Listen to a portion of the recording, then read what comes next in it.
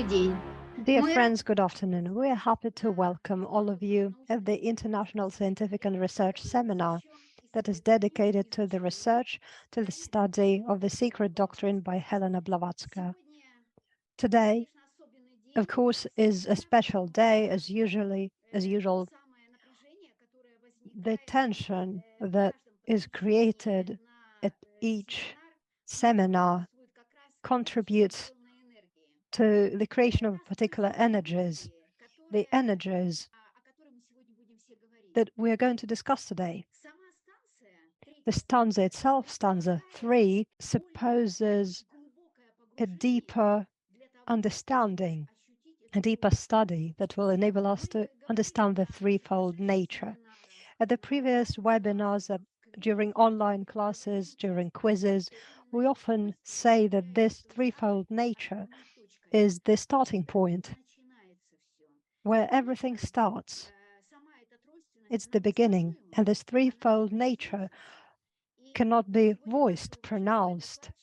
And today our esteemed speakers will try together with us to hear this thing that we cannot voice, this light, OEAOHOO, that stanza tells us about in Sloka 5, is of deep nature. It penetrates, and it is of a very various nature.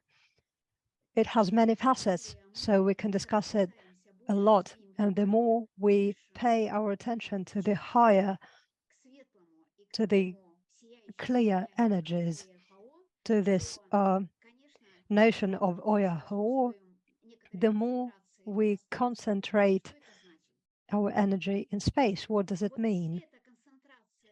This concentration of attention, the collective concentration of attention, contributes to the acceptance of knowledge because of the energy. That's how the rays act. That's how the light touches upon the form, and this form, in the end, starts to flourish, just like the lotus, as the flower, as the soul of human beings. And as a result, it becomes reasonable. And the major effect of the shloka will be predictable. Why? Today we have international speakers, and we're looking forward to your speeches, to your reports, when you will be talking about the basis of Dhyan stanza. So we're studying Sloka 5, stanza 3 by Helena Blavatsky. Today we have interpreters with us, Ksenia Persova, Polina Romancheva, and Sergey Nasetkin. Thank you so much for being a team, a perfect team of translators who are trying not only to translate the facts or other forms of words. In my opinion, these are special translators. They are trying to convey the meaning. Our applause for you goes for you. Thank you so much. And as per tradition, dear friends, we follow a particular algorithm. And today, right now, we'll give the floor to the psychologist, head of the School of Theosophy. We need to know the energies of the day, the energies that we are living in, that we are concentrating on. And we're looking forward to discoveries. And without these discoveries, we won't have the necessary energy. We're all connected in one energy. Further speakers will give their presentations, will share their opinions, their discoveries, and in the end we'll have the briefing with your questions and answers of the speakers of the scientific and research group as well. You can send the questions right now during the presentations made by the speakers, and also you probably know we have the questions and answers section in Zoom, and we won't leave your questions unanswered without attention. We'll try to answer all your questions. Dear friends, we can start. And I think we are on the doorstep of a very light path. I give the floor to the head of the School of Theosophy, psychologist, Moscow, Russia, Vladimir Yary. I give you the floor. Good day, everyone. So, of course, we are starting with the main thought of the day by Elena Petrovna Blavatsky. The thought of the day is people talk of the devil because everybody knows him, because he is in every sinful heart. And this thought today is a dominant, I guess, vector of our thought process, of our meditation. So you don't need to be surprised by anything. You're prepared for everything comes your way when you're in this state of meditation. And if you know that you don't need to blame anybody, because everyone knows the devil, and our hearts are sinful by nature. So in earth, our goal is to cleanse our minds, to be able to conceive the reality and the truth of our universe. So the nidanas of the day are the following. The era is of the blue monkey, that first of all symbolizes the beauty of thought. And this era means and calls for the development of our mind and to have this sense of beauty. And the sense of beauty accumulates by your thought process of the unconceivable eternity. So once you conceive this thought, then you'll be able to have this beautiful, elevated thoughts. The blue monkey means greed. This is like a black spot of the human mind, the greed. And to be in a community is how you combat this greed. So you need to know how to be together with other people, to form communities, how to communicate with others. We have the era of the white dragon. It means the finite knowledge. It's in the ray of the green light, which means Saturn. And Saturn is, it plays a major role of the quality of time and the form of thought created in time. This is a synthetical quality of our form of thought.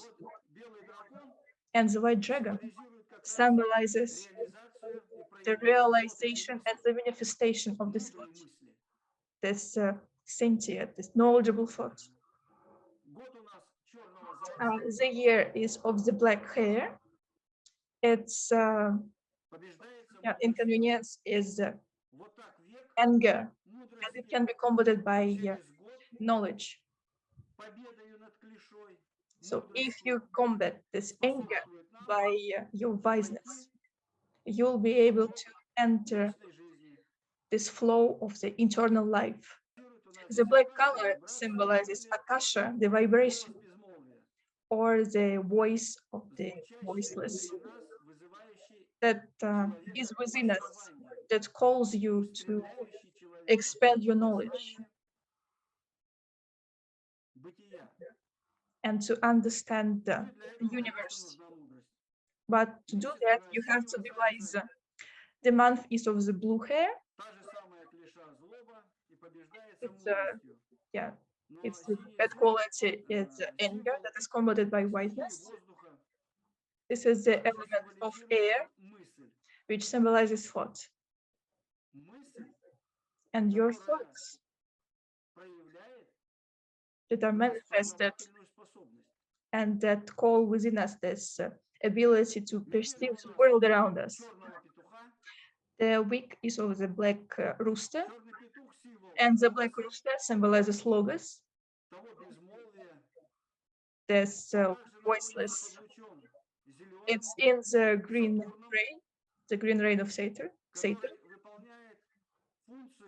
which functions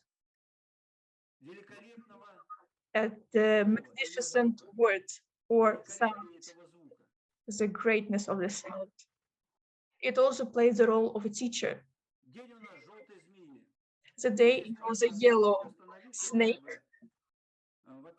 And first of all, what you need to understand about the yellow snake, it's a primeval fire in the constellation of Aries. It's the third. It's situated in the third from the yellow dragon and the black hare. So the yellow snake is the third. And today we're studying the third stanza, fish Sloka. So this yellow snake is in this, and it hasn't bitten its tail yet. It has the impulse to awaken its consciousness. And this impulse in the future, in its continuity, will manifest movement. And once movement appears, the snake will bite its tail finally, and the consciousness will awaken. But its consciousness, or the consciousness, is the manifestation of the cosmical heart. That's why this is what precedes. And we are in this day, the day of the yellow snake. So in other words, the snake is a symbol of the mind on one hand. And on the other hand, it represents the element of earth, which means the mind, the knowledge. And it's not the earth as an element. It's the earth that manifests by the light of your mind, by achieving this state of mind. So the snake symbolizes the awakening of the mind. And the mind is awakened by the light, the light of enlightenment. When you have a catharsis, and when the mind is awakened, it's OEAOHOO is awakened within us as a united enlightenment. So the enlightenment helps us reach this state of unity. We become one, which means that the enlightened person can conceive and perceive reality as it is, and he realizes his responsibility, and he becomes the servant of the hierarchical chain. So he becomes a teacher and a student at the same time. So this is a symbol of today. So we are going to bite this tail as a yellow snake and understand reality by awakening our minds and reaching enlightenment. Good luck to everybody. Thank you. Thank you so much. Thank you for giving us this positive attitude And just today, I read a thought about these rays, about the astrochemical rays, and I thought that Vladimir had just been talking about the influence of these rays, how this interaction takes place, and this movement towards this light has been given to us. We have the correspondence of all the rays of all the nidanas in the light of this day, of today. Anyone who has felt this astrochemical rays influence will always be full of energy that cannot be voiced, but it is united. And Kalachakra enables us to get closer to that. So let's try to work in the light of this idea and try to feel united with everyone. Dear friends, now I'd like to give the floor to our partner, our friend, a true theosopher, Parisian, Brigitte Taquin, Theosophical Society of France, Blavatsky Lodge, France, Paris. Brigitte Taquin, we give her the floor. Good afternoon, everyone. So we're going to study the Sloka 5 of the Stanza 3. So Stanza 3 describes the reawakening of the universe after a pralaya. It depicts the emergence of the monads from a state of absorption within the one. The Sloka 5 apparently describes the stage of the second unmanifested logos. Elsewhere in the Secret Doctrine, OEAOHOO is assimilated to Kwanchayin, to Avalokiteshvara, and to the blazing dragon of wisdom. In the Theosophical glossary, OEAOHOO is defined as the occult name for the seven-voweled, ever-present manifestation of a universal principle. It is said that without a thorough mastery of its triple pronunciation, it remains forever ineffectual. As a matter of fact, we can find different spellings for this name, OHI, A, U, etc., probably to conceal its effectual form. So why should the word of 7 letters, 7 vowels be kept secret, or at least remain ineffectual? Several explanations can be found in the Secret Doctrine. About mantram, we read, the mantras are all taken from special books, kept secret by the priests, and each is said to work a magical effect, as the reciter or reader produces, by simply chanting them, a secret causation which results in immediate effects. And we also could quote the Secret Doctrine in the Sanskrit, as also the Hebrew and all other alphabets. Every letter has its occult meaning and its rational. It is a cause and an effect of a preceding cause, and the combination of these very often produces the most magical effect. The vowels especially contain the most occult and formidable potency.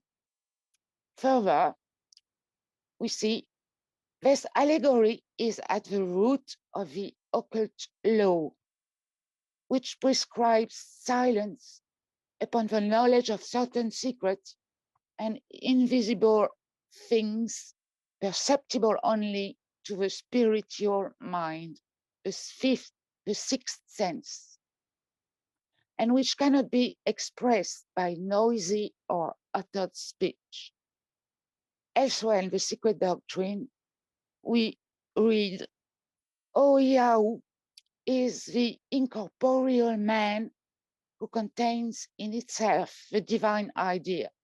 is called the blazing dragon of wisdom, being the synthesis or the aggregate of universal wisdom.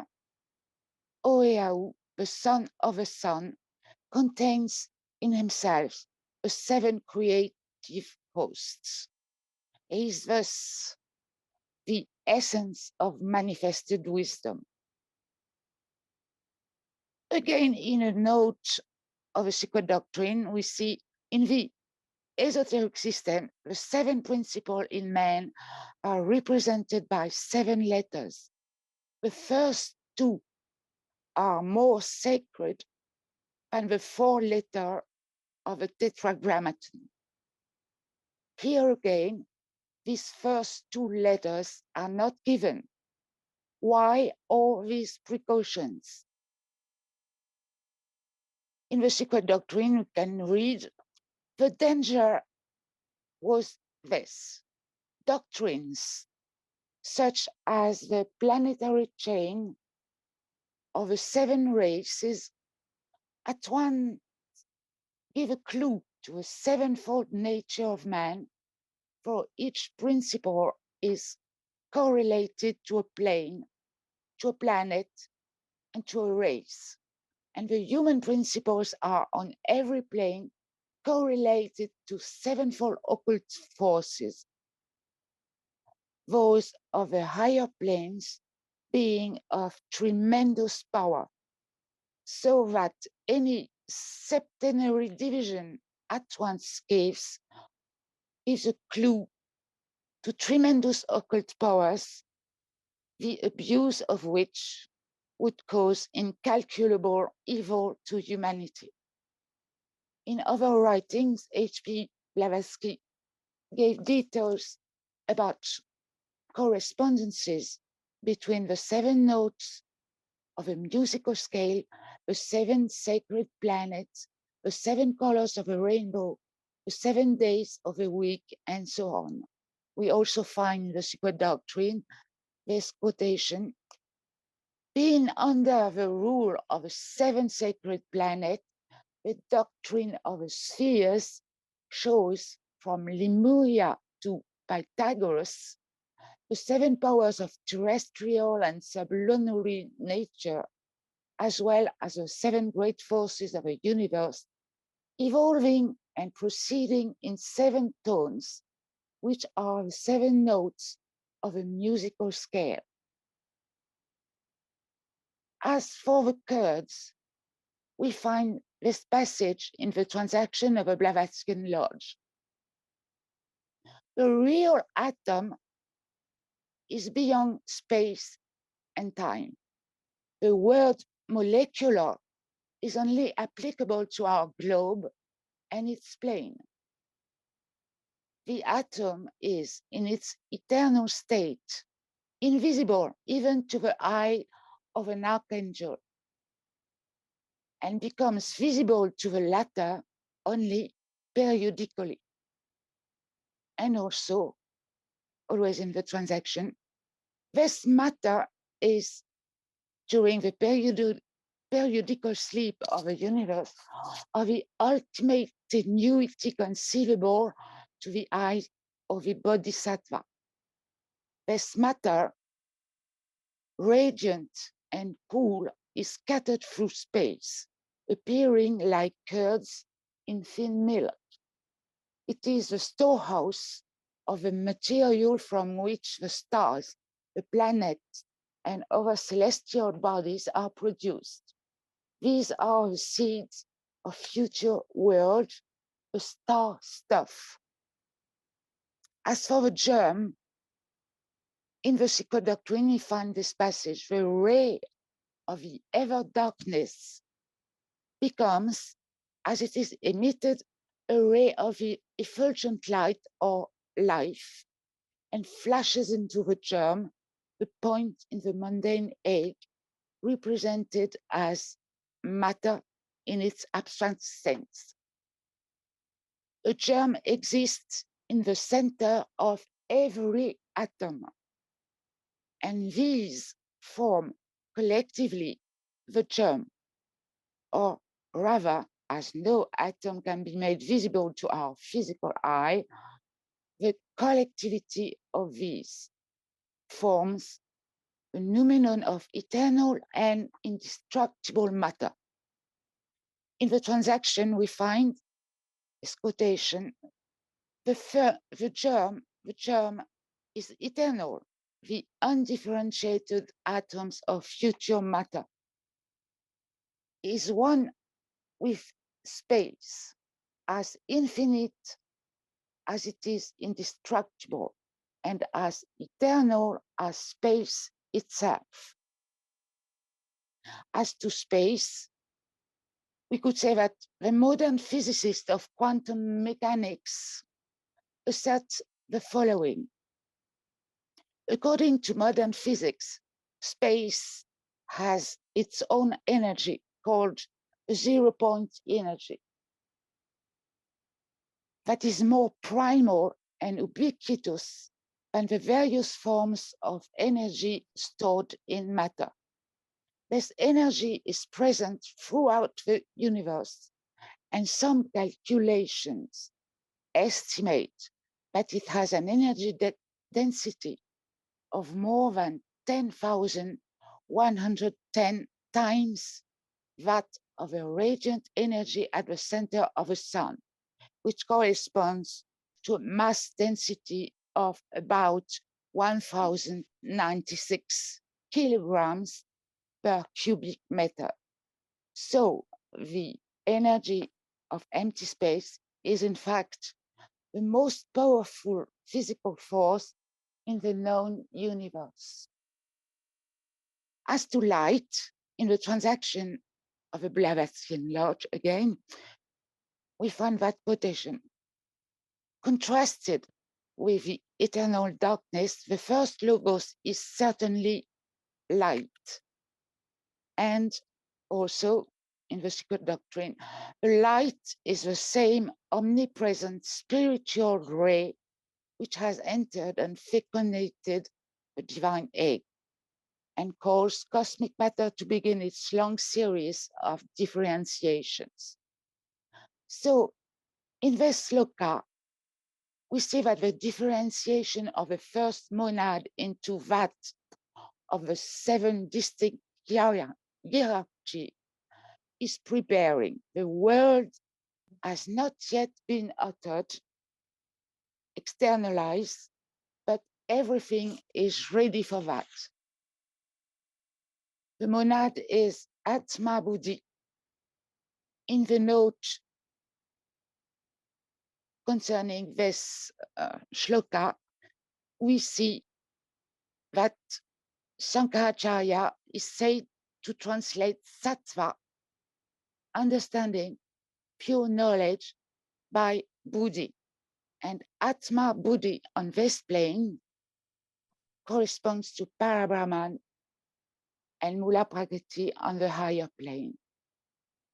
As Master Kutumi says in the letter 111, the dual monad, the seventh and sixth principles, has, in order to manifest itself as a logos, to first manifest as a triad. That triad will be the third manifested logos, a universal mind, a cosmic ideation, the basis of all intelligent operations in and of nature, also called Mahabuddhi. This is in the fundamental propositions. Thank you for watching. Дорогая Бриджит, огромное Dear спасибо. Brigitte, thank you so much for such a logical narrative. You know, when you follow the thought and listen carefully to the speaker, and when this logic is in line with all the key points of the shloka, of course, you start wanting to move forward together with the speaker to understand more, to delve deeper into this subject. Thank you so much for paying this attention and concentrating on the beginning of the differentiation, on the monadas, on the correspondence of this differentiation of monadas with the planes, Mula Prakriti, with Parabrahma, and so on. Of course, it specifies the meanings of many notions that are grouped within the shloka. It is not easy to find all the corresponding parts and be flexible, but when we use this scientific approach and go step by step in the shloka, we get to the understanding. Dear Brigitte, thank you so much. Please stay in the webinar because we have already received the questions for you. Now we give the floor to the next speaker. The speech will be given by Mr. Kolganov, PhD in philosophy, professor of the Department of Philosophy of the Moscow Aviation Institute, Moscow, Russia. We give you the floor. Good afternoon. Dear participants of the seminar, we only have the opportunity to touch upon the distant approaches to the topic of the inner evolution of the cosmos, which remains largely mysterious. But all mystical teachings are based on the belief that secret knowledge cannot be fully revealed within the limits of human intellect and cannot be fully expressed in any of the existing languages. Their goal is to convey to each person the need to comprehend the original world truths, which is possible through the development of hidden human potential in the most accessible form of thought. Unconscious processes in the human psyche are now considered to be the foundation of mystical and irrational concepts throughout the history of human thought. In essence, mysticism reflects a worldview in European culture for which a clear division of human spiritual activity into science, religion, and philosophy is almost impossible. Whereas the magic, as a profound knowledge of occult forces of nature, can be spiritually justified when it wants to obtain theosophy, divine wisdom, and knowledge. Firstly, I would like to highlight the mystical word OEAOHOO in this part of the book. The pronunciation of certain words is itself a ritual act and is sometimes considered as a sacred performance of religious ceremonies. The act of pronouncing certain words creates a ground for the speaker and observers to go beyond the ordinary world and obtain magical thinking, where they can discard disbelief and believe that the words themselves possess innate power. These words are not meant for communication. They are secret. They can be nonsensical words in an unusual language or sentences pronounced backwards. Magical words often only hold meaning for those who possess exceptional internal knowledge of the practice of the group that uses them. Many people know that words have an innate ability to influence the world around us, but not all the words do so. Only such as incantations are magical formulas pronounced with a certain tone and rhyme. The word incantation comes from the Latin word incantare, which means to sing or bewitch and also to enchant. Incantations usually appear in a specific context that signifies their sacred and magical nature, often as part of a ritual or ceremony. They are spoken verses, songs, or chants used to make the speaker's intention have a tangible magical effect on the world, be it an object or even a person. They serve to include people in a group and exclude them at will. They are a force both in their understanding and in the impact they have on the intended target. For example, Ali Baba witnessed 40 thieves using the magical words "Open Sesame" to open their secret cave.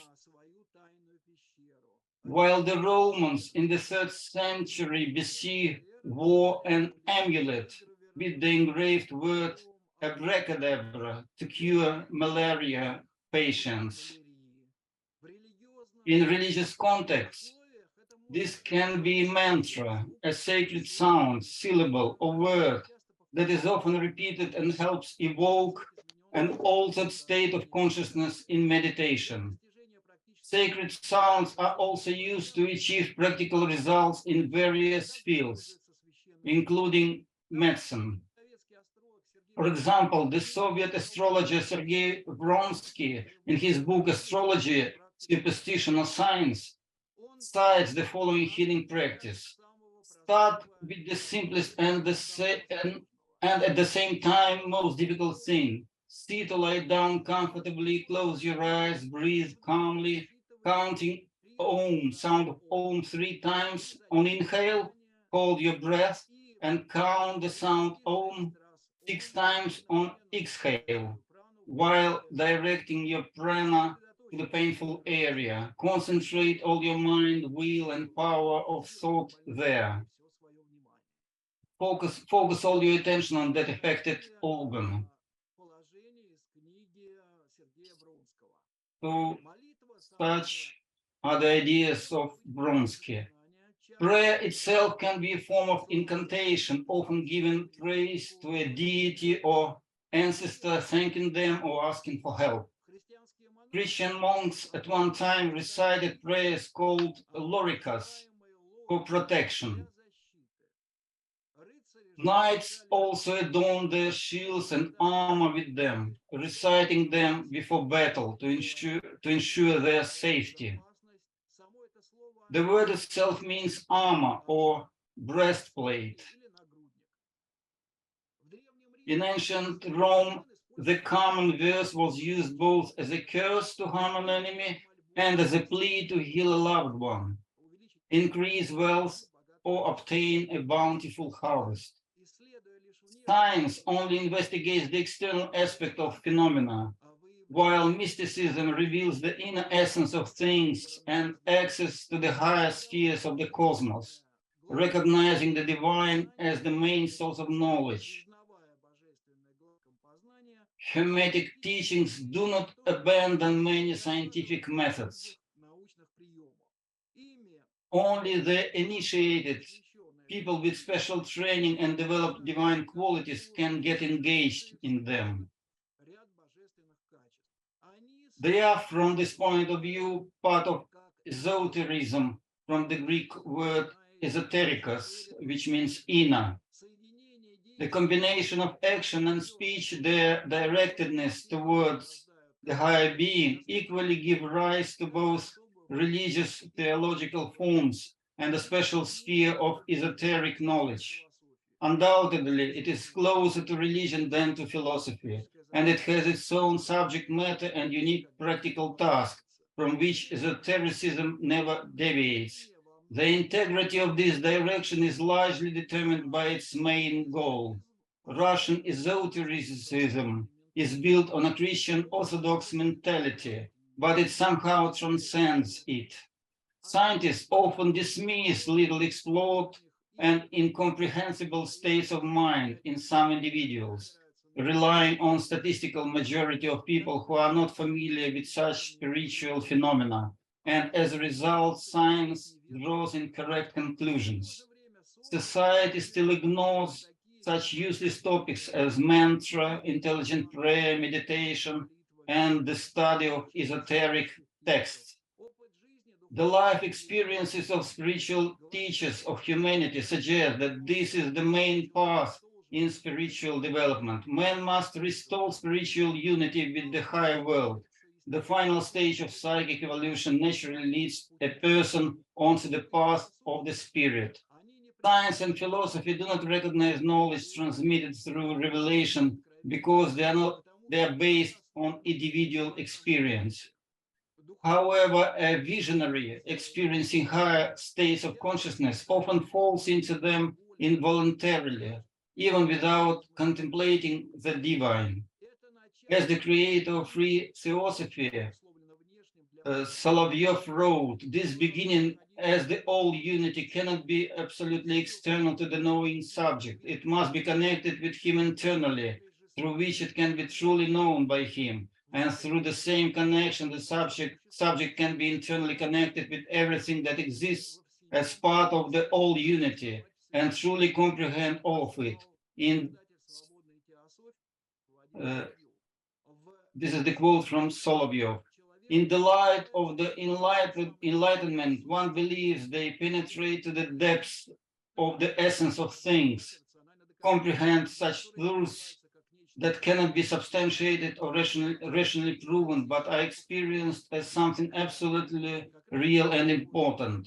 The intensity and repeatability of such experiences capture the attention of mysticism theorists who come to the conclusion that illumination is not illusory and creates the possibility of comprehending universal laws. These experiences are interpreted as a special spiritual experience, the value of which is instilling confidence in the human soul that another world exists. Certain facts clearly indicate that people with high spiritual potential can somehow influence the universal spiritual principle manifested in humans in a positive way. Therefore, it is highly probable that in the culture of the future, religiously tinted consciousness will again become decisive, but not conditioned by mass religious practices, but freely moving in the space of divine light.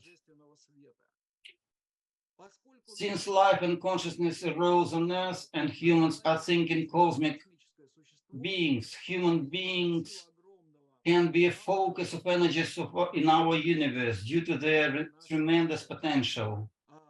In order to get closer to another world, the celestial world, the importance of the correct attunement to it is particularly emphasized, though we tend to use the word mood more often in this context. If a person's mood is not solemn or joyful, then our aiming sight is off, because we are concentrating on the pilling waste, on nothing, on the lower, on the mundane, and not on the higher, not on what is expressed in the Indian tradition as Sat Chit Ananda. In correct knowledge, on the other hand, we seek to commune with the joyful higher state. In joy, there is new knowledge. It comes from communion with the higher and hints from there. We can cite a statement from Living Ethics that confirms this idea. If a cricket can disrupt your mood, it means your aspiration was insignificant. The material world is just a moment in cosmic evolution, not something unchanging and immutable. In contrast to natural scientific concepts, the center of intuitive comprehension of reality is the cosmos, which is in a sense is God, and the human soul thirsts for reunification with it. It is worth emphasizing that constant remembrance of the unity of the most diverse approaches to understanding being, as well as frequent organic combination of them in the life of an individual, allows us to assume that their unity in the knowledge of the mysteries of the universe will lead to penetration into the secret mysteries of the cosmos. Thoughts about the unmanifested world were destined to become a life principle of future centuries, but the idea of supersensory matter remained on the sidelines of the mainstream currents of philosophical history. Russian philosopher Mr. Lopatin formulated a very clear position on material substance, confident that it is impossible to derive the spiritual from the materialists understand as matter. Either matter is not what materialists think it is, or there should be no psyche in the world at all. Nowadays, the opposition between supersensory and sensibly perceptible matter is no longer the prerogative of philosophy. The substance of the universe comprises no more than 4% of its mass, while the rest is a combination of dark matter energy, manifested and unmanifested matter exist in equal measure, both being objects. All that is needed is a theory that explains the difference between them, expressed in the fact that one is imperceptible to the senses, while the other is perceptible. It is in the movement that material acquires certain features of the ideal, and both are polar forces. The self-movement of any form of matter as unmanifested doesn't affect the sense organs, but some local manifestation of matter in which the polarity of its parts is altered compared to the norm and not indifferent to perception.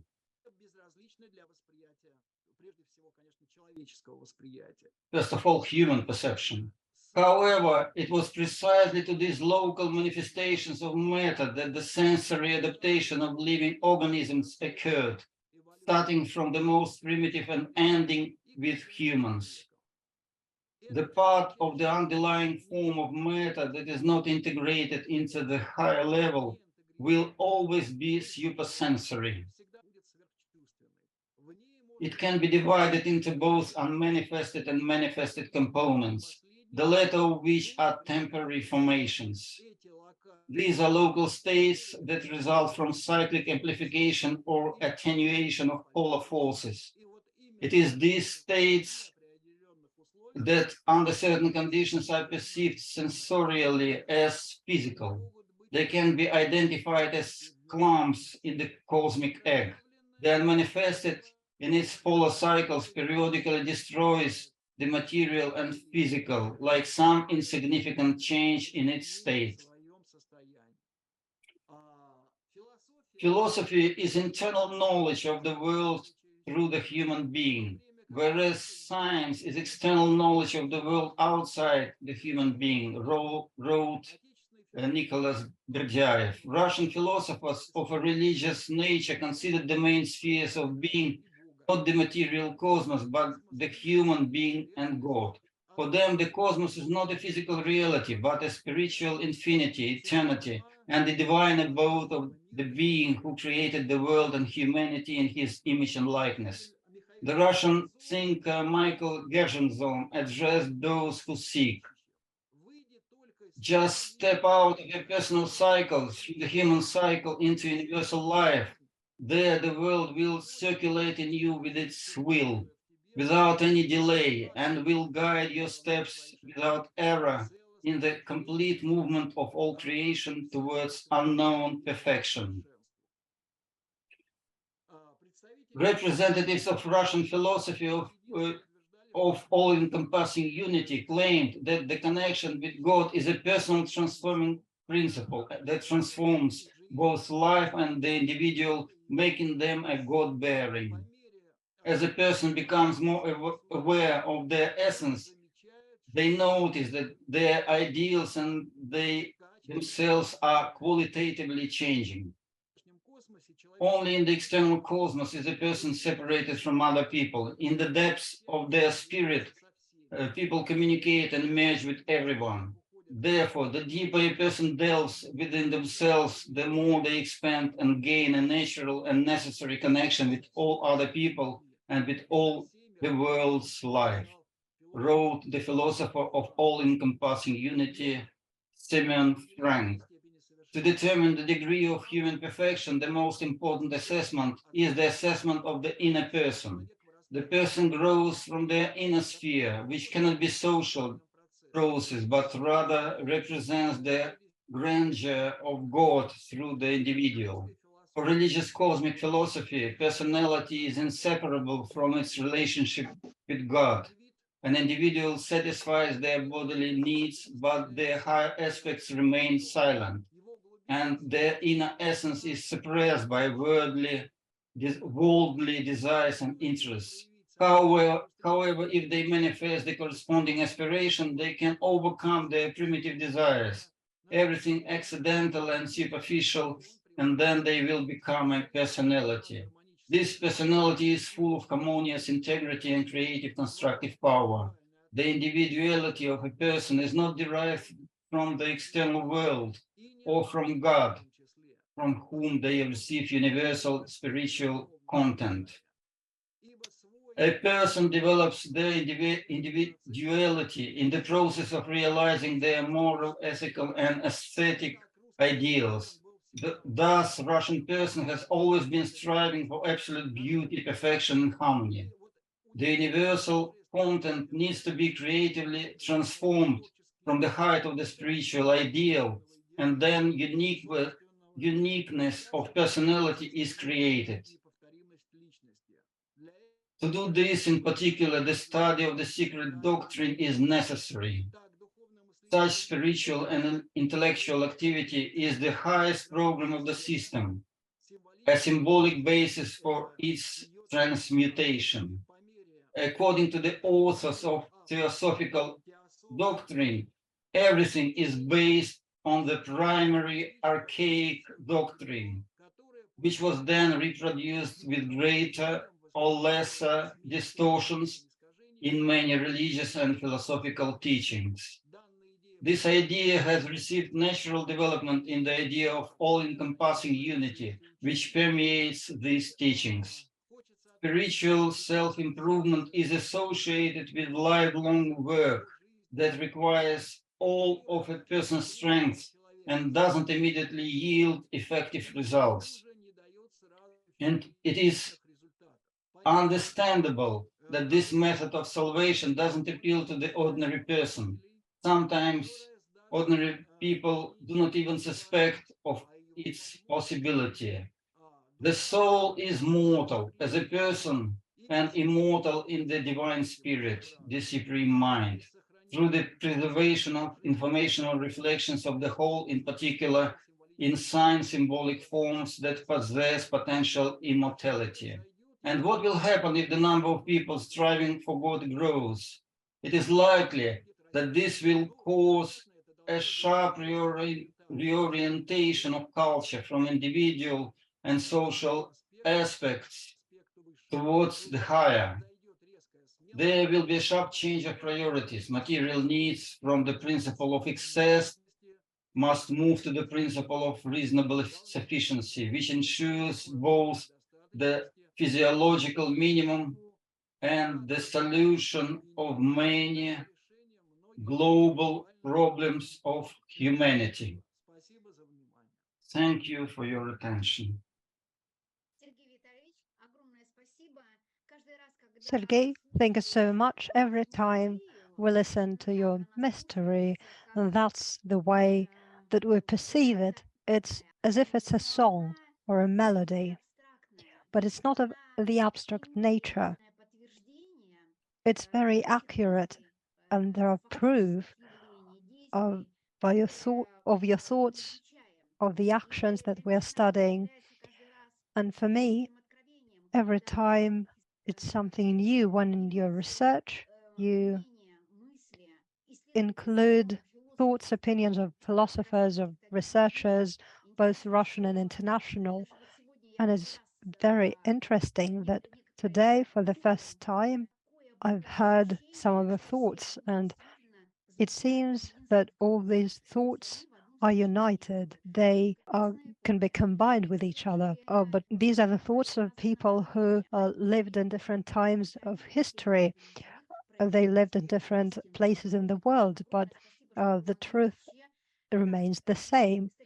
And thank you so much for finding the links and the proof of those genius thoughts that were voiced today in the context of proving the theosophic doctrines of postulates or knowledge of Agni Yoga. And the proof that you provided can be implemented. And when we listen to you, you realize that you understand that everything is possible, and it is proved by the research by people who lived in other times of history, and they were able to work in these fields of knowledge. And when I saw your slide of the presentation, there was a very interesting symbol, and I just recalled that ancient warriors would also had a shield on their chest, and it was covered with a particular material, sometimes with wax. And the wax would melt because of the sun rays. And once this process started, they realized that there was some danger. In ancient times, people knew these ancient knowledges, and it was natural for them. They knew the influence of sun rays. They knew how they could protect themselves. They knew the meanings of those symbols, and they protected their solar plexus. And thank you so much for working with this material, and you always surprise us with new discoveries. Let me present the next speaker, and we congratulate you with a premiere. We can say we had a very long correspondence prior to this webinar, and the attitude to the material with which this individual works gave us a foundation and prompted us to invite this individual to give a presentation. Let me present to you Doctor of Philosophy, Srinivasan Kaya from India. We are listening to you very carefully. We give you the floor. Good evening to all. Thank you very much for a wonderful opportunity. I'm really grateful to you all for just listening for this special talk on the Secret Doctrine, third stanza, fourth and the fifth sloka. Let me say a few words about the Secret Doctrine first.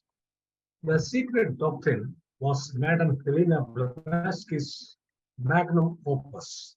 It is a foundational contribution to contemporary esoteric philosophy. The Decian stanzas are the core work of the work. There are two parts in the book. Volume 1 deals with the cosmogenesis, and the second volume deals with the anthropogenesis. The volume 1 contains 7 stanzas and 53 slokas. Volume 2 contains 12 stanzas and 27 slokas. So there are around 19 stanzas in the Secret Doctrine with 80 slokas, of which we are going to discuss about the third stanza, fifth sloka called OEAOHOO. So there is an interesting, part which I have not mentioned here, but somehow it just stuck to my mind, relating to the similar vowel terms in the Vedas of Hinduism. As you all know, there are 4 Vedas.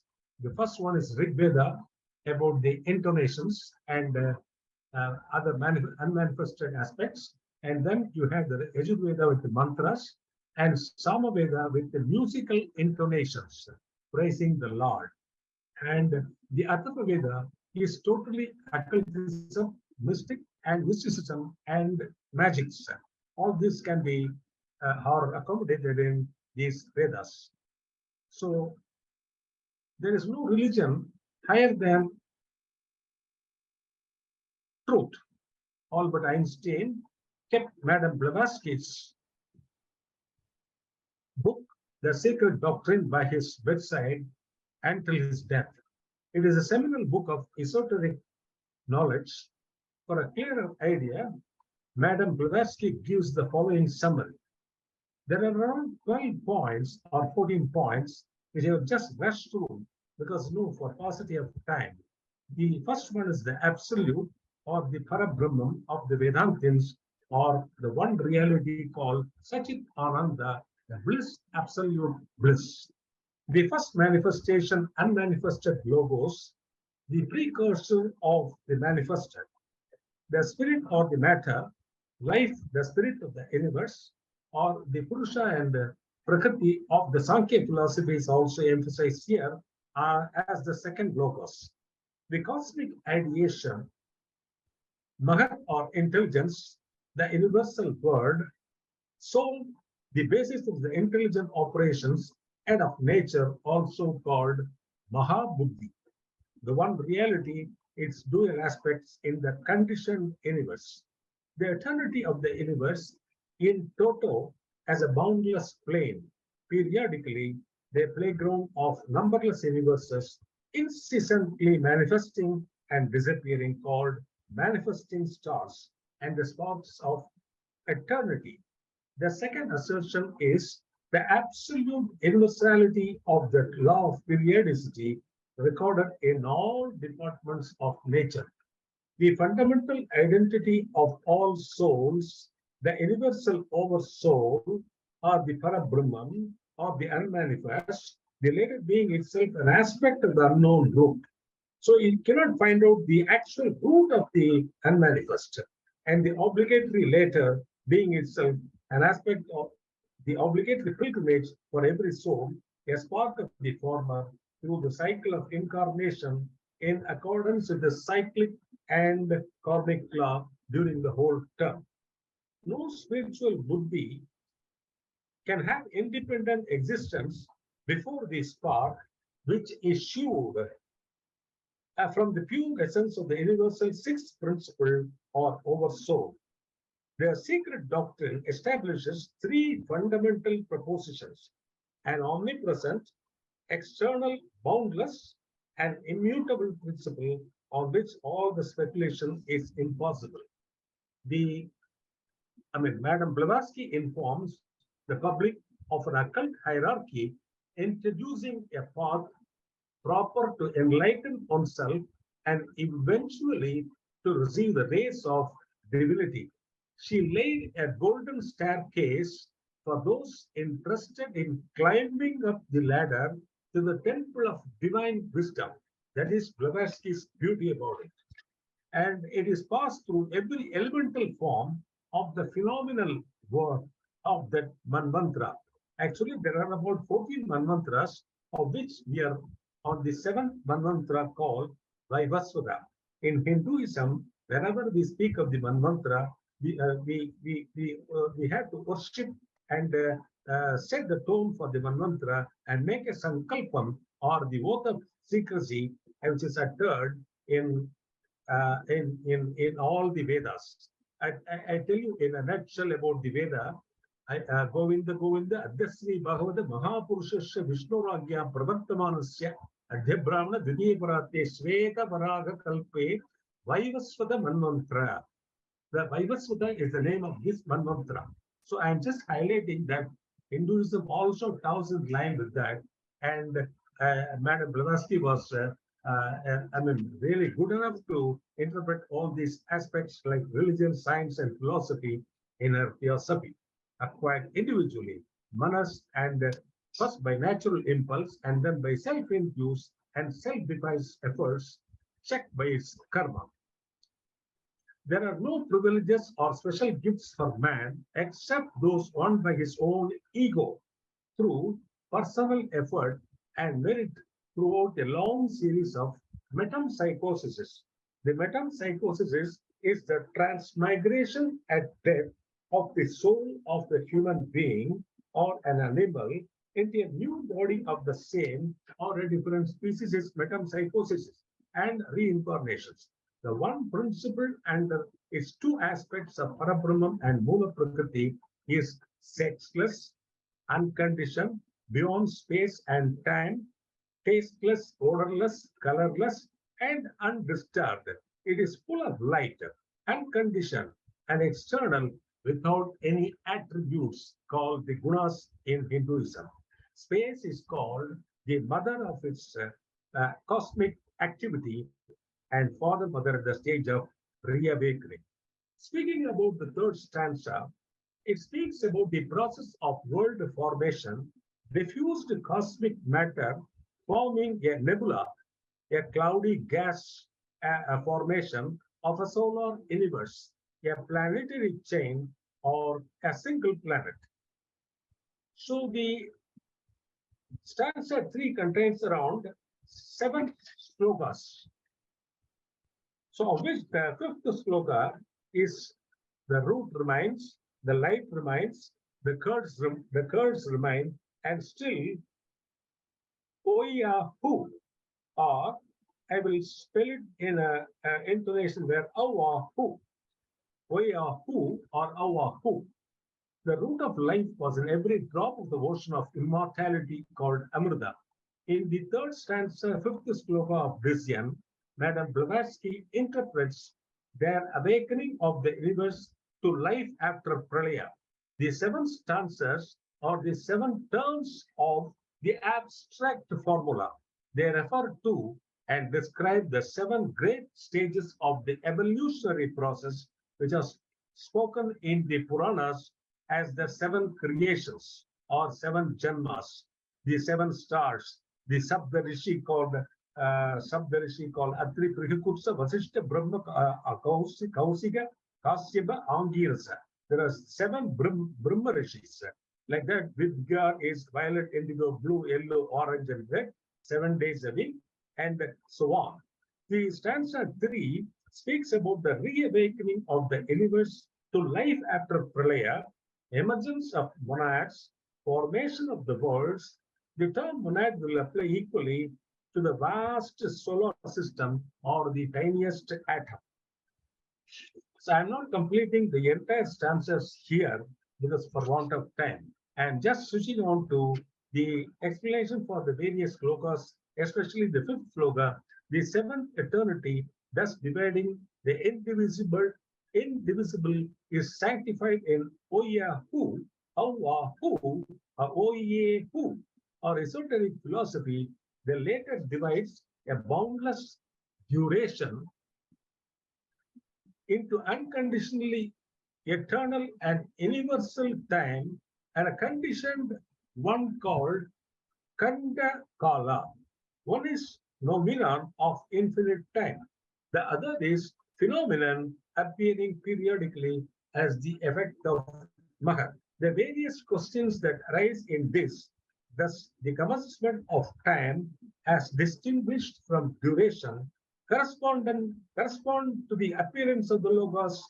The seventh vibration applies to both first and to the manifested Logos, the first out of space and time, and the second when time has commenced. Logos, the first out of space and time, and the second when the time has commenced. It's only when the mother swells that differentiation sets in. For when the first Logos radiates through primordial and undifferentiated matter, there is yet no action in chaos. The last vibration of the seventh eternity is the first, which announces dawn, and a synonym for the first unmanifested Logos. There is no time at this stage. There is neither space or time when beginning is made, but it is all in space and time once the differentiation sets in. The sloka 3, fifth sloka, the root remains, the light remains, the Kurds remains, and OEAOHOO is one. The root remains. The term OEAOHOO is found in the book of Vision, stanzas 3, verses 5 and 7, and stanzas 4 and verse 4. Despite the wide prevalence of Sanskrit texts and mantras found in India, such a term has so far not been found in any of these texts. Similar vowel terms have, however, been found in Gnostic texts from the Nag Hammadi library. It is also found in the Hinduism Vedas, especially the Sama Veda. And if you permit me, I will just give a glimpses of the musical tone of the OEAOHOO. OEAOHOO is also recited during Brahma Yagyam, called offering oblations to the unmanifested. We have to make an oath of secrecy and perform this first and then carry on the other mantras. It says, Om Bhu Tatsuvarenyam Om Bhuvaga Vargo Devasya O Dhimahi O Hum Suvaga Dio Yona Prachodayad Om Bhu Tatsuvarenyam Vargo Devasya Dhimagi Om Bhuva Yo Yonaga Prachodiyad Om Suvaga Atsuvarenyam Bargo Devasya Dhimagi Yo Yona Prachodiyad Om Bhuva Bhuva Oi Bhuva Oi Bhuva Avaye Avaye Avaye. It corresponds to the Avahu. Oyahu, what is called Oyahu or Avahu, is also coming in Samavedam. So Jodi, Om Bhuvaha, Bhuvaha, Oi Bhuvaha, Oi Bhuvaha, Awa, Awa, like that it goes and then completes that 7 versions about that. And it is also been found in Gnostic texts from the Nag Hammadi library discovered in 1945. But Weissman calls it as Ehan Sat Vipra Bahuda Vadanti. Weissman calls it with different names. About the term Om Avahu in the secret doctrine, let it be understood that the terms Brahma and Parabrahman are not used here because they belong to our esoteric nomenclature, but simply because they are more familiar to the students in the West. Both are perfect equivalents of our 1, 3, and 7 vowel-led terms, which stand for one all and the one all in all. Secret Doctrine, Volume 1, page 20. Oahu is rendered, Oahu or Oyahu is rendered Father, Mother of the Gods. In the commentaries or the 6th one, the septenary root from which all proceeds. All depends upon the accent given to these 7 vowels, which may be pronounced as 1, 3, or 7 syllables by adding an E after the letter O. This mystic name is given because without a thorough mastery of the triple pronunciation, it remains more ineffectual. It means that whatever the plurality of the manifestation may be, still it is all one, multiplied from the one. Multiple Purushas and finally merge with the one. The Curds or the Curds or the first differentiation referring to the cosmic matter. According to Dhyani Buddhas, during the periodical sleep of the universe, of the ultimate tenuity conceivable to the eye of the perfect Bodhisattva, this matter, radical and cool, becomes at first reawakening of the cosmic motion scattered through space, appearing when seen from the earth in clusters and lumps like curds in thin milk. These are the seeds of the future worlds, the star step. So it is necessary to add one important explanation. In using figurative language in esoteric philosophy, as has been done in the secret doctrine, analogies and comparisons are very frequent. Darkness, for instance, as a rule, applies to the unknown totality or the absoluteness contrasted with the eternal darkness. The first logo is certainly light, contrasted with the second or the third or the manifested logo Ye. If the first is darkness and the others are light. Then you may ask another question, why is light said to be dropped one solitary ray into the waters, and how is this ray represented in connection with the triangle? However, many the rays may appear to be on this plane. When brought back to their original source, they will finally be resolved into unity like the 7 prismatic colors, which all proceed from and are resolved into one white ray. That is sattvic quality in Vedic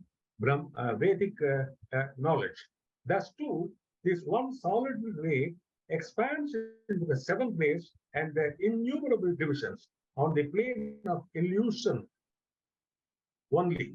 It is represented in connection with the triangle because the triangle is the first perfect geometrical figure, as stated by Pythagoras, and also in the stanza, the ray, the Pythagorean monad, descending from no place, Aloka, shoots like a falling star through the planes of non-being and into the first world being, and gives birth to number one, then branching off to the right, it produces number two. Turning again to form the baseline, it becomes number three, and then descending again to number one, and finally disappears there from into the realms of non-being, as Pythagoras shows. And and the final question that is rises in occultism is: can either be said to be a molecular in occultism?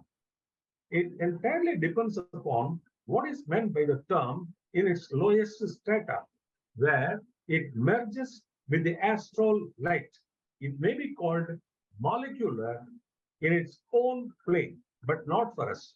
But the either of which science has a suspicion is the grossest manifestation of the Akasha, though on our plane, for us mortals, it is the seventh principle of the astral light and 3 degrees higher than radiant matter.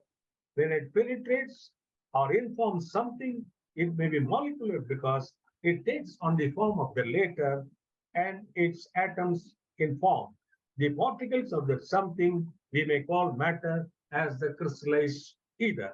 With that, I come to the conclusion of this. The third stanza, fifth sloka, the root remains, the cloud remains, and the curds remain, etc. And all these things. And I thank you very much for giving me an opportunity. And once again, I thank the organizers for this beautiful opportunity. I also understand many of the, philosophy, theosophist, interpretation of the term OEAOHOO. Thank you. Господин Шривасан, огромное Mr. Srivasan, thank you so much. Thank you for this material that you were able to present today, for this big presentation. Of course, the most important thing that we were able to follow your thought, the thought on the law of universality. It's the major aspect of studying the secret doctrine. Why this universality of the law is related to the whole doctrine, and stanza 3 is the beginning of differentiation. The end of Pralaya is already in place, and we are moving towards breathing, towards the multiple nature, so that the united light will have all the correlations, and so that it would be bright. And of course, it's important to say that any property, any characteristic that our esteemed speakers were able to talk about today is one of the facets of this enormous light. And we are studying the quality, the properties of light. And today we'll try together with you to focus on the properties of the light, and we've prepared the presentation for you as well.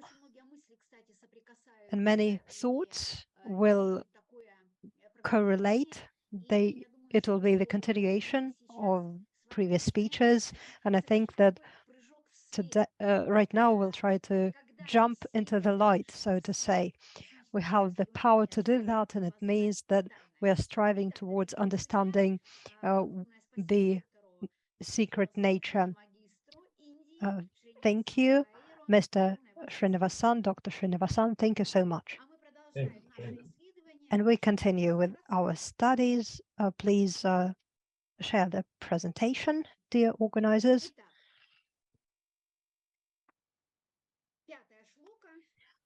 Sloka 5, stanza 3.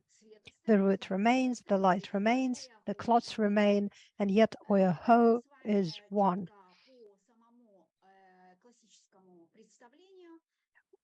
We'll follow the classical understanding. We'll look at each term, at each notion according to Dion, and we'll try to connect the comments with the original text. The root remains. What is the root and where does it remain? The root is the depth of the mother. She is the root growing in the depth of the ocean of life. The growing root of the depth of the mother, which expands and enlarges and transforms, it can change So the key point, the root remains, means that this is the three that stay for further development or further differentiation. How does this development occur? It happens when there arises a pair of opposites.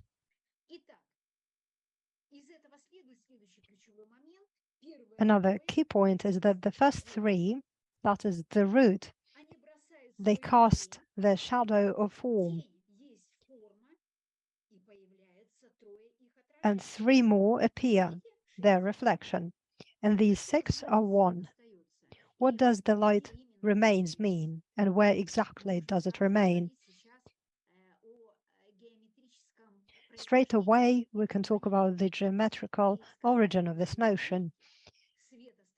The light remains, it is a quaternary, or form, which has been created from the three and connected them at the midpoint, which is 4. And right now we can see the center of the 6-pointed star. The clots remain. The next notion, clots are primary differentiation. The first cosmic matter during periodic sleep of the universe in a state so discharged that it's perceptible only by the eye of a perfect bodhisattva. This matter, radiant and cooled, is dispersed across space at the first awakening of cosmic motion. These are the seeds of future worlds, stellar matter. The key point is that at the start of the movement, the radiant and cooled matter begins to disperse, forming clumps, which is stellar matter, the seeds of future worlds. And yet OEAOHOO is one. And Blavatsky says that one means inseparability of everything that lives and has its being in active or passive states. In one sense, OEAOHOO is the rootless root of everything, and therefore it is one with Parabrahman. In another, it is the same of the manifested one life, the eternally existing unity. The root means, as already explained, it is pure knowledge of sattva.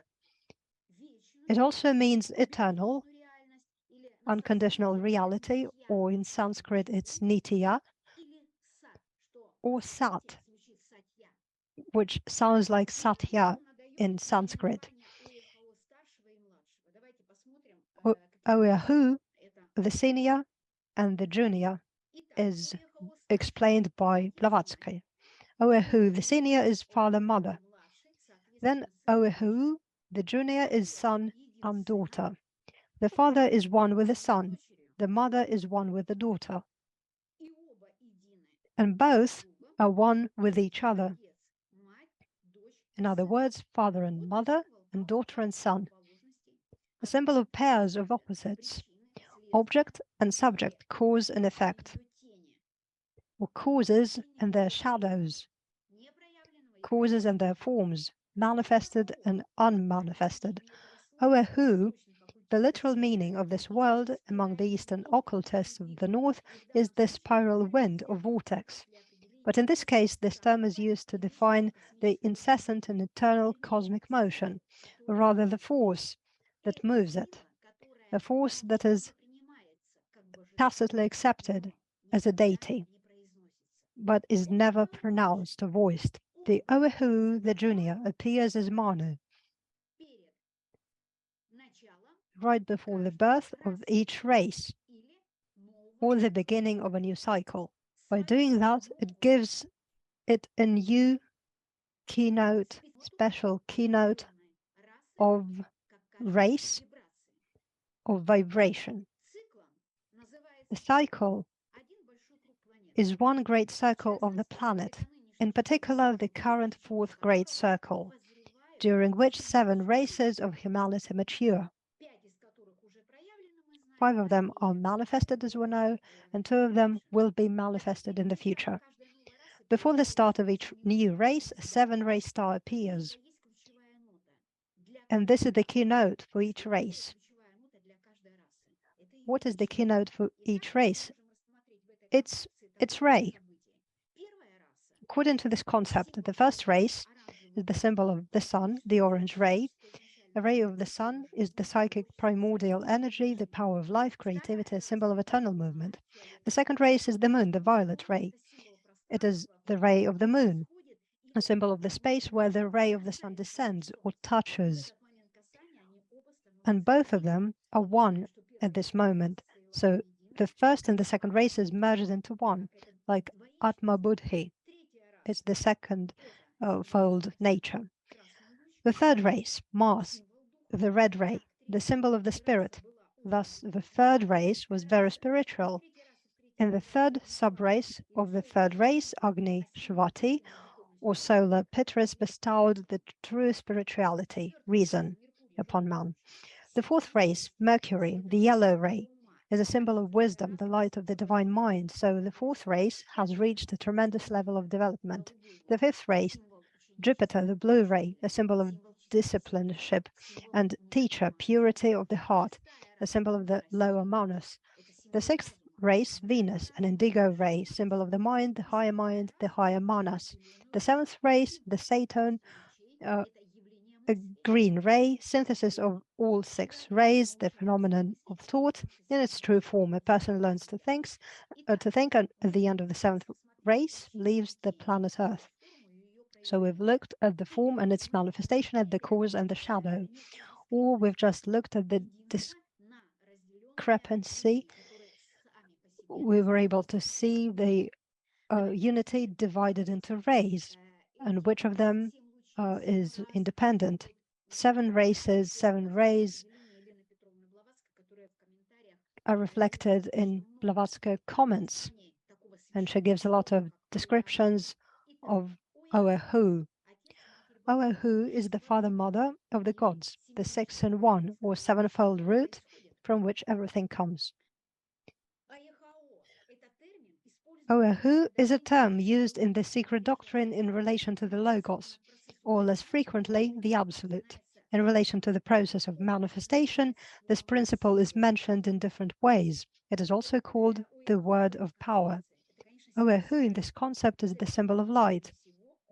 It's the rootless root of everything. It is one with Parabrahman, and Parabrahman is the Absolute without equal, an impersonal and nameless principle beyond Brahma. OEAOHOO is the root of pure knowledge, of Sattva, or Atma Buddhi, Parabrahman and Mula Prakriti, the unconditional reality of Sat.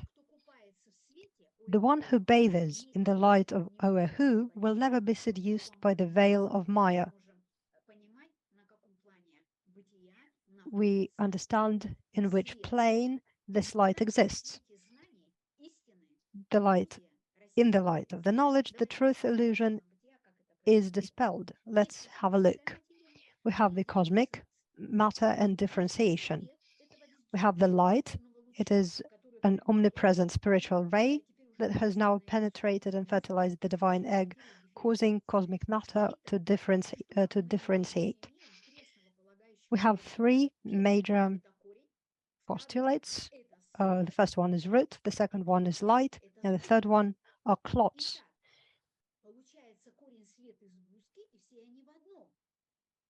They're all in one. 1 plus 2 plus 3 equals 6. 6 in 1. And Blavatsky says, OEAOHOO is united, is one. 7 vowels can be pronounced as one, 3 or 7 syllables.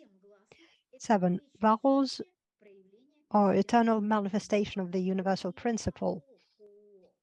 OEAOHOO, or these are 7 sounds, 7 vowels. They are in one sphere, and they are united in one vowel letter O.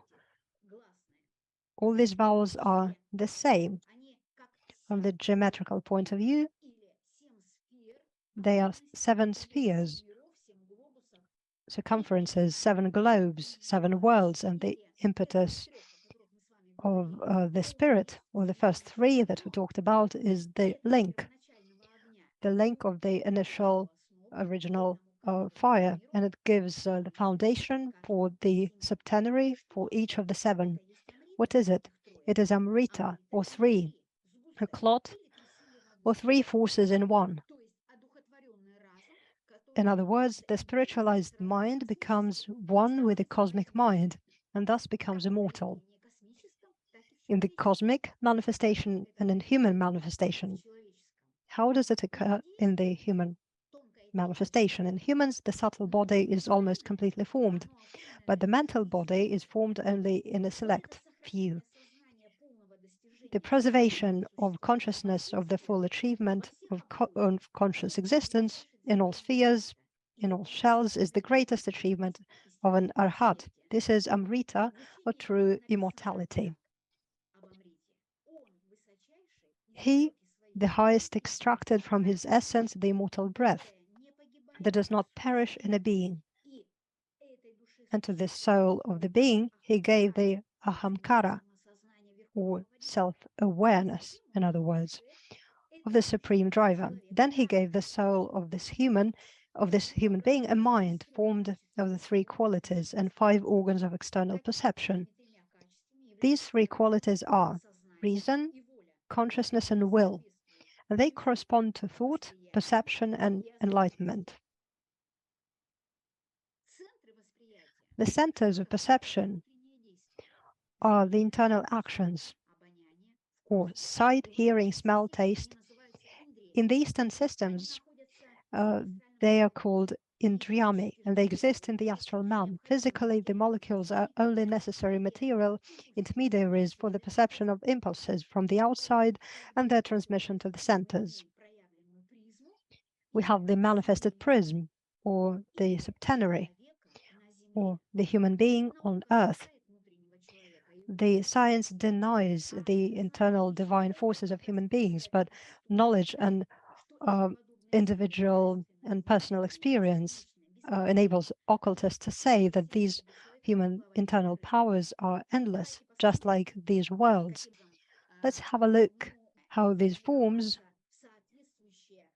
can be created and form the universal law. We have the septenary, the 7 notes, musical notes, the 7 races, starting from the lower, the physical. We can see that the notes are the following: do, re, mi, fa, sol, la, si. Each note corresponds to a particular vibration. Do is the lowest physical one. Mi is the world of creativity. Fa is the point in the middle that gives that is the origin of the sound. Sol is the higher manos, or mahat, the cosmic mahat. La has a very thin sound, and it's manifested 7-pointed star. It's the united light. It is the one of the sound. It is the compilation of sounds. The occultist knows how to stretch human abilities like strings and tune its violin to harmonize with the vibrations of color and sound. And it is possible to extract the divine harmony from them. Let's have a look at these notes on the planes of being according to the globes. This is the universality of the law, and the penetration enables us to see the endless worlds of learning. When the occultist stretches human abilities like strings, he can tune its violin. What does it mean? It means to tune the spiritual knowledge, the spiritual reason, because that's how the divine harmony can be created. The sun is the orange ray, Moon is the violet ray, Mars is the red ray, Mercury the yellow ray, Jupiter the blue ray, Venus the indigo ray, and Saturn the green ray. We have 7 colors. Let's have a look how the combination, the melting of these colors takes place. We have these three colors. When we combine red and yellow, we have orange. When we blend yellow and blue, we have green. When we blend blue and red, we have the violet color.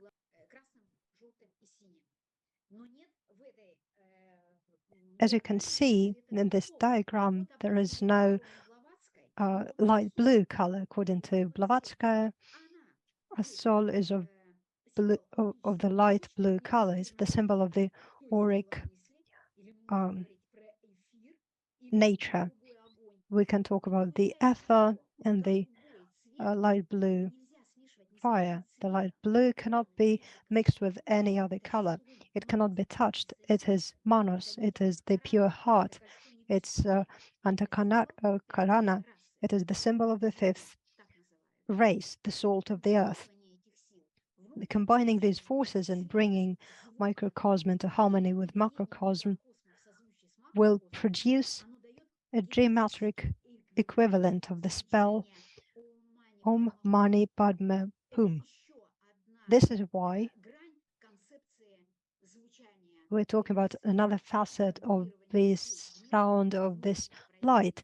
This is the combination of the manifested and unmanifested in one mixture, in one sound. That is why, according to Pythagorean school, prior knowledge of music and geometry was mandatory.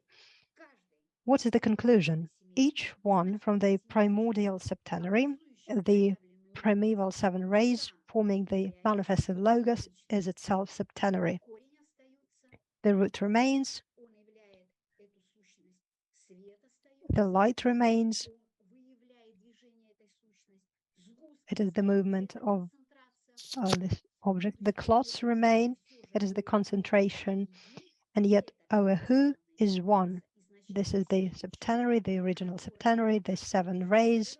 Each of them are of septenary nature. Thank you so much. In this concept, we were able to have a look at the So we have Sloka. considered this Sloka, and now we have some questions. So we'll answer them. Thank you to be with us and participate actively. So we see that now research group members joined us from USA, Michelina Foster. So please, Michelina Foster, what are your impressions about the seminar? So we have not much time. We would like to answer as many as possible. So the question is the following. What is the difference between the root which remains from OEAOHOO, which is rootless root, and at the same time it's septenary root from which everything derives? Please, Michelina, could you elaborate on this question? So I will start answering this question. So the root remains. It's like this. Why is it so?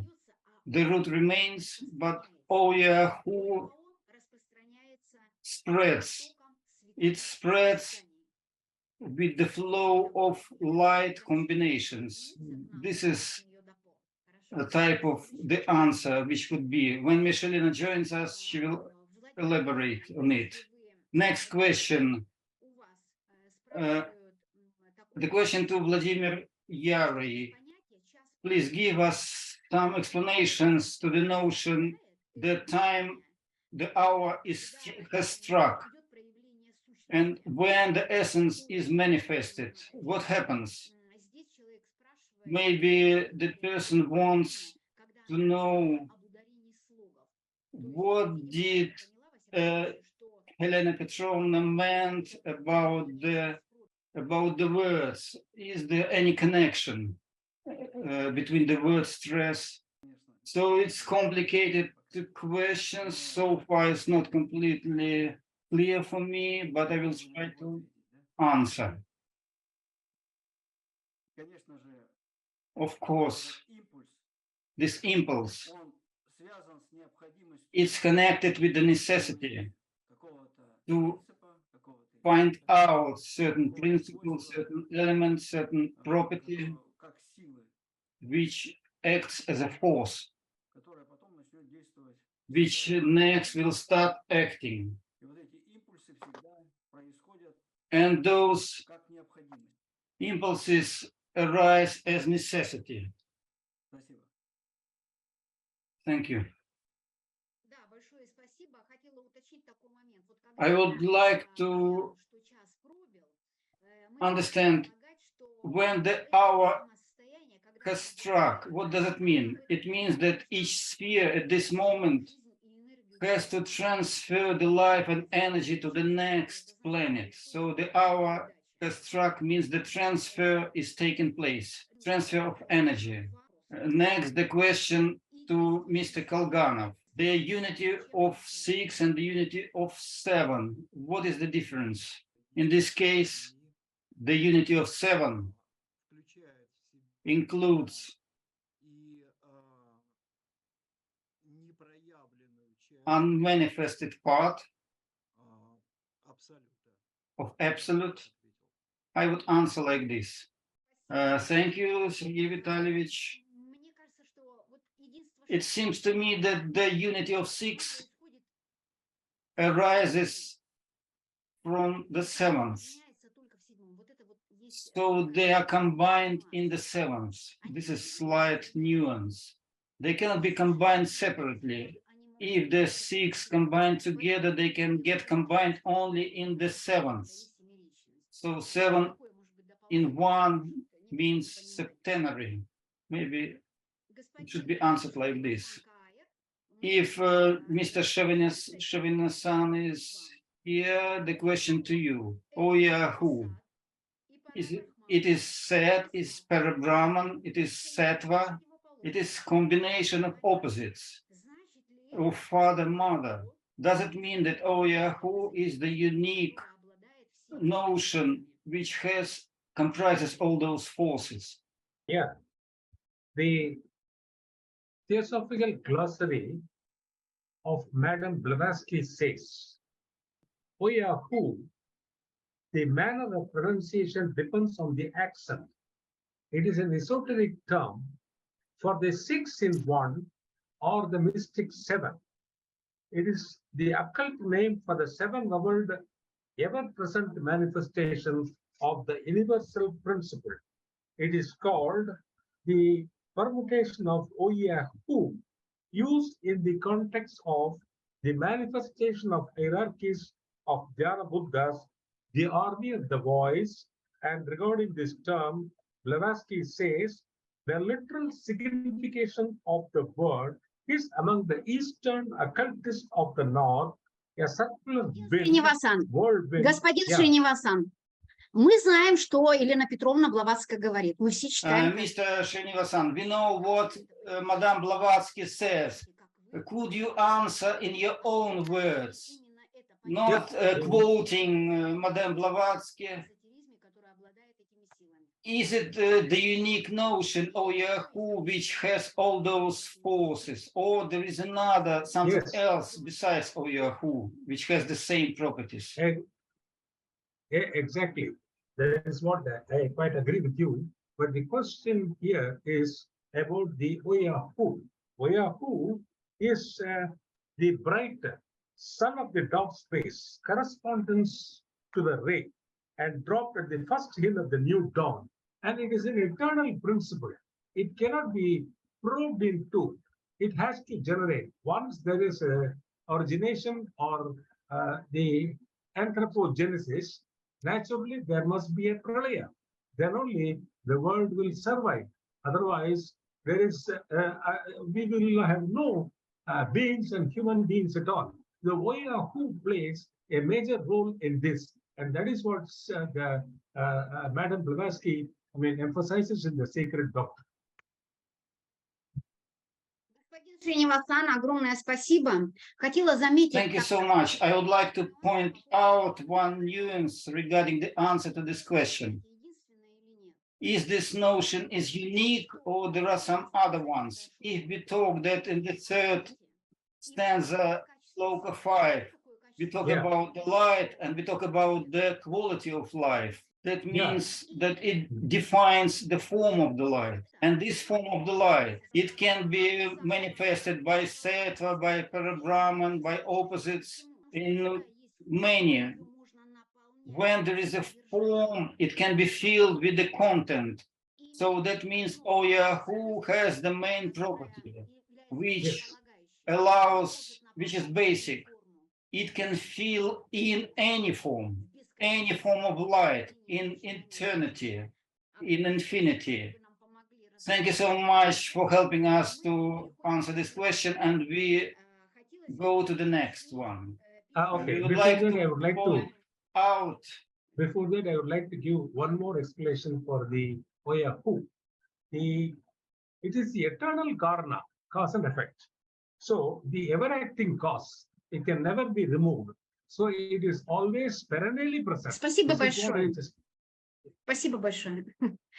Thank you. Да. Да, спасибо. Дорогая Бриджит, Така. Dear Brigitte Taka, hopefully you are online. We have a question to you. Yeah. A person is writing like this. I have listened to your report and I have a question. The knowledge of septenary division, what kind of menaces are there? Is there any menace bad in this septenary division? If I understand the question well, manas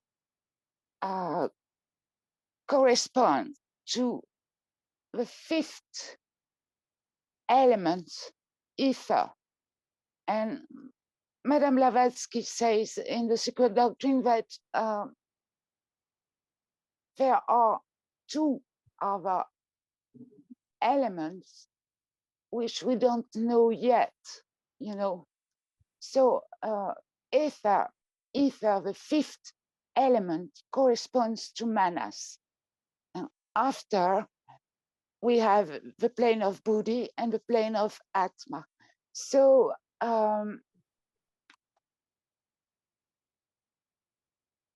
manas is to be comprehended as corresponding to ether. And Blavatsky says ether is half material and half spiritual. And we will only know ether completely in the fifth round. We are in the fourth round, and we will have a presentment of that sixth state in the sixth root race of the fifth race, and in the seventh root race of the fifth race. So it's rather complicated to talk about things that ordinary people do not master yet, but we must know that there are yogis, mahatmas, and people like that who have already reached these superior planes. For example, Buddha Gautama is said to have been a sixth rounder as Sankaracharya. So it is possible to know this Buddhi plane in the transaction, or I don't know, in an esoteric meeting. Blavatsky said, you reach the plane of Buddhi superior to manas when you are incapable of conceiving yourself as separated from the whole humanity and not sentient beings. I mean, not only humanity of this planet, you know, but also or the sentient beings of all galaxies, whoever they are, if you can imagine them or not. The plane of Buddhi is really the consciousness that makes you feel one with the whole universe. So this is not, I don't know if it answers your question. We have reached the fifth race, and we will know about the sixth plane in the sixth round. We will know about manas, the fifth principle, in the fifth round. We haven't yet developed this manas. I mean, the average of humanity hasn't yet reached the full realization of that fifth principle, manas. So, Большое спасибо. Дорогая Бриджит, Thank you so much. Thank you so much, dear Brigitte, pleasure. for very detailed answer. And I liked very much correspondence of fifth to the ether element. And I would like to add a little. The person is asking about septenary division and how this could be explained by Helena Petrovna. If we know that septenary division is the basic division of one into many, for example, a week is divided into days, and Helena Petrovna also light divides into colors. So she writes that this knowledge gives to the disciple the possibility to change himself. And it turns out that the basis of septenary knowledge gives not only the knowledge of the consequence, otherwise it's not possible to cognize this consequence. Only the adepts can cognize the consequences. And they do this by changing themselves. And this is the basic role, how in this conception in fifth Sloka it happens. When the opposites unite, when septenary division takes place, what is the menace? The menace is that without knowing the cause, the person can make an error. By understanding the essence, by penetrating the basis, the root, we can thus change ourselves, not change the external world, but start with ourselves. Thank you so much. And the next question is to Vladimir Yary. Simple question. What means by the septenary root impulse? Septenary root impulse, that means expression of a new musical note, like menu, the root, the seminal menu, also those striking notes of evolution, development of consciousness across the planes of being, across the worlds. So this happens like this. Thank you so much. Helena Petrovna says in one place, she points out, she says first about the impact. We can say that impact is a concentration of attention. And also I have a thought like this. In Agni Yoga of Helena Ivanovna, when you pronounce it should, when pronouncing a name, it should be done like an impulse, like an impulse. And Helena Petrovna says how this impulse, this impact can be increased in its rhythm, whether it should be going through, it should be pronounced in 3, 1, or 7 syllables. This is the essence of OEAOHOO, which in essence united 1, 3, or 7, all of them is OEAOHOO. But this impact of the septenary root shows this impulse. Maybe also we could say that this is similar to the staircase of Jacob, or steps of Buddha, 108 steps of Buddha. Thank you. Another participant writes to us that Mr. Srinivasan is a doctor of philosophy, and the question to him, how philosophy treats to manipulate the pronunciation of OEAOHOO, should a person be reasonable? All this depends upon the accent given to the 7 vowels, which may be pronounced as 1, 3, or even 7 syllables by adding E after the letter O. This mystic name is given out because a thorough mastery of the triple pronunciation, it remains forever intellectual. This is my understanding.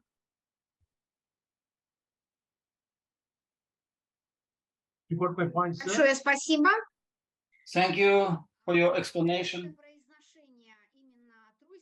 So this threefold pronunciation of this mystical word, Yes. that means it's approaching the light, and it's possible to approach the light only by knowing the nature.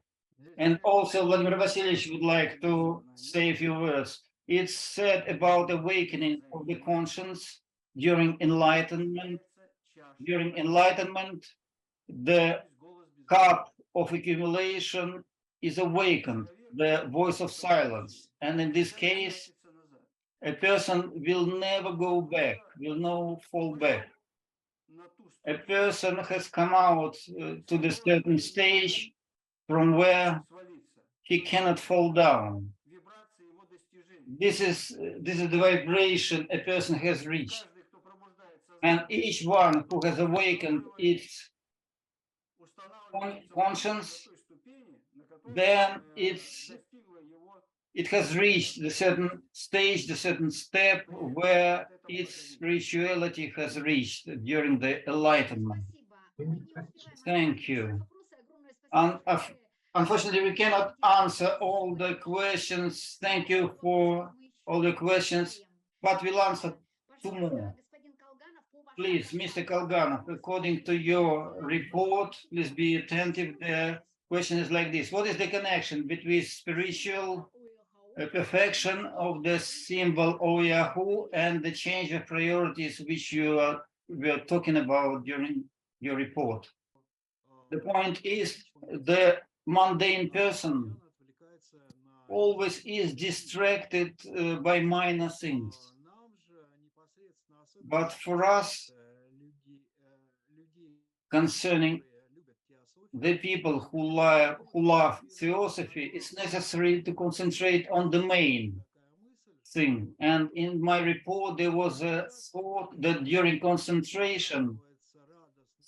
such concentration, not only joy is restored of this enlightenment, but also connection with the higher. And that higher starts to help the seeker. And thus, from above, a person starts receiving the help. And the person starts to be led along the way of perfection, self-improvement. I would answer like this. Thank you very much. Okay, Vladimir Vasilyevich raised the hand. Please, Vladimir Vasilyevich, say what you... It's important to understand here the sense of the word concentration, when we speak about the state of mind in which a person should stay.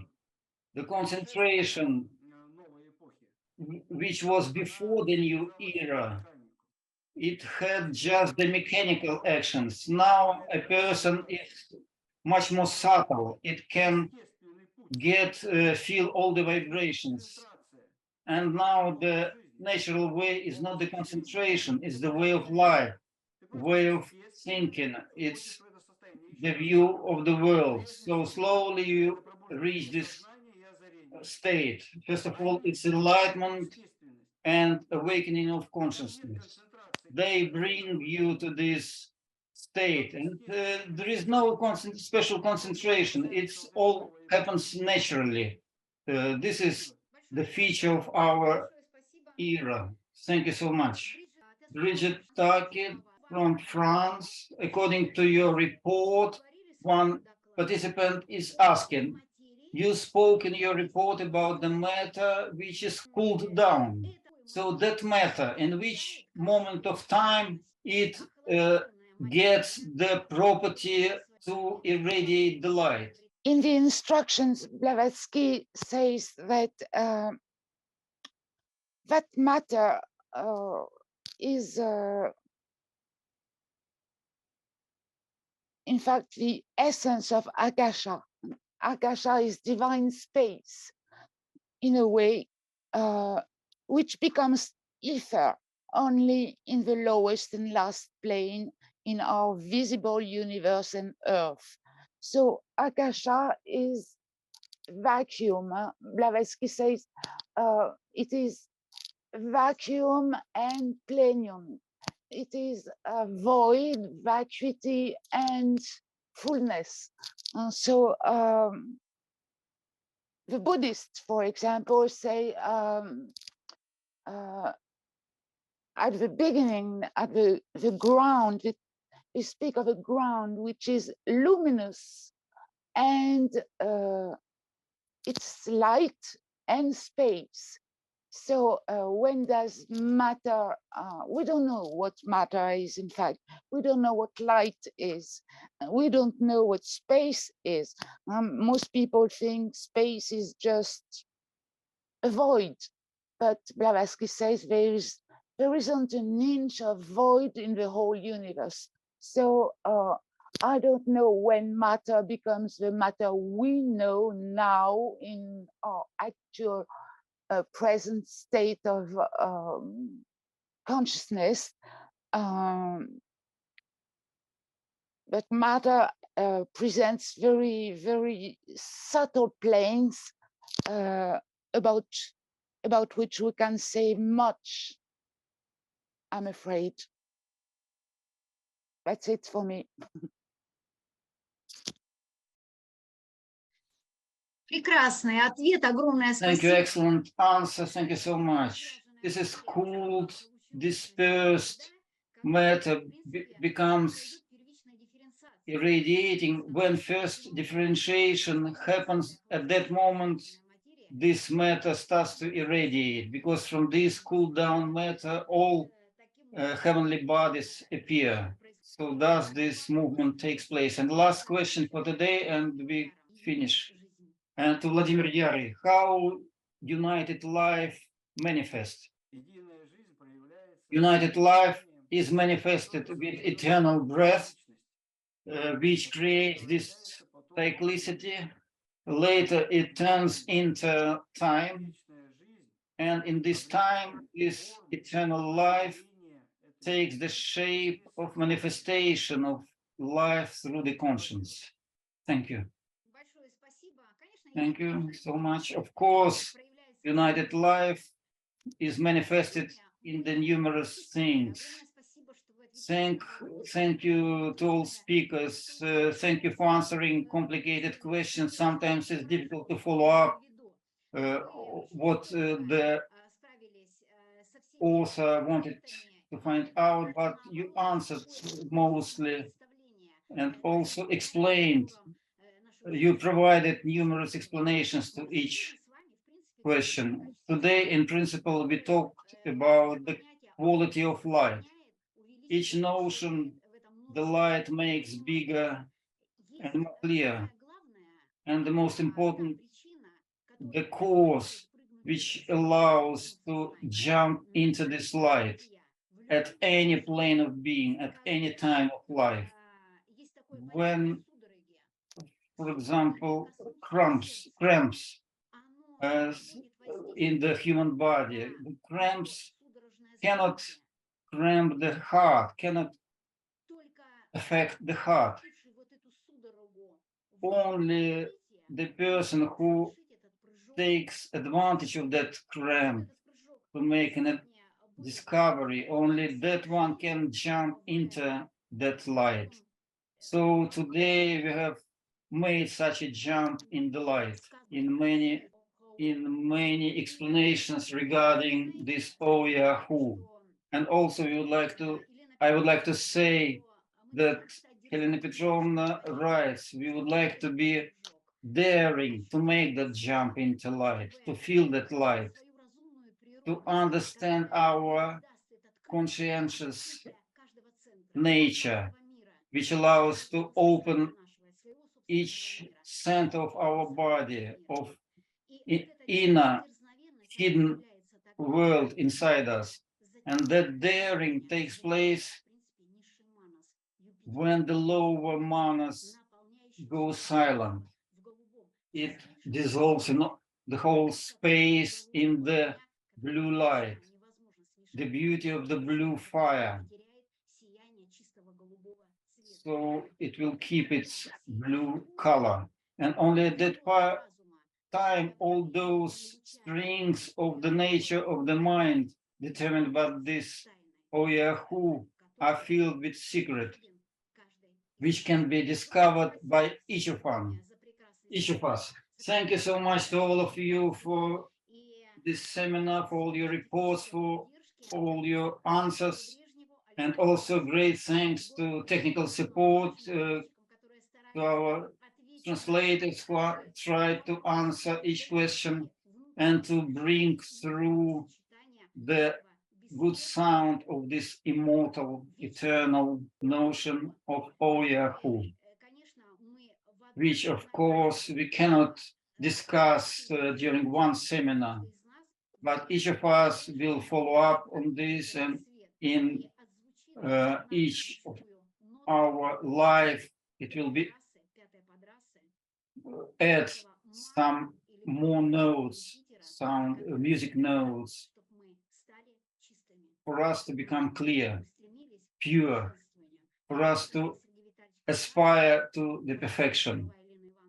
And repeating the Helena Ivanovna Rerich, knows each cricket, not to distract us from this aspiration. Thank you so much for being with us. Light. The Secret Doctrine by Blavatsky. Dedicated to all true Theosophists. Book of the Third Millennium. Blavatsky only knew